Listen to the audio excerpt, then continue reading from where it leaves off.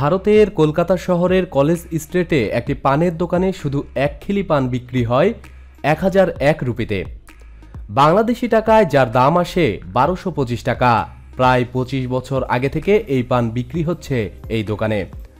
বর্তমানে কল্পতরু ভান্ডার নামে ওই পানের দোকানের দায়িত্বে রয়েছেন শ্যামল দত্ত নামের এক ব্যক্তি।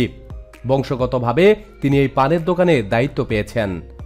এই দোকানে বিভিন্ন দামের পানও পাওয়া যায়। 5 রুপিতে মুখরঞ্জন আর 101 রুপিতে বেনারস রুচি নামের পানও পাওয়া যায়। তবে 1001 রুপির কল্পতরু স্পেশাল নামের পানটি সবচেয়ে বিখ্যাত। এত দাম কেন এই পানটির? শ্যামল দত্ত জানান, ভারতের চেন্নাই, এলাহাবাদ, লাকওয়ানের মতো জায়গা থেকে বাছাই করা উপকরণ দিয়ে এই পানটি বানানো হয়। কল্পতরু স্পেশাল পানটি তৈরি করতে নেহরু পাতি, জাফরানে সংরক্ষিত সুপারি, লংকেশর, জনকপুরি খয়ের, মুক্তাভস্ক চুন, বিশেষ মিক্সার থেকে শুরু করে আসল রূপার তবক ব্যবহার করা হয়। এই পান খেতে শুধু কলকাতা নয়, বিভিন্ন রাজ্যের মানুষ আসে শ্যামল দত্তের দোকানে। শ্যামল দত্ত জানান, কল্পতরু পানটি একসঙ্গে কয়েক খিলি বিক্রি না করলে লাভের মুখ দেখা যায় না।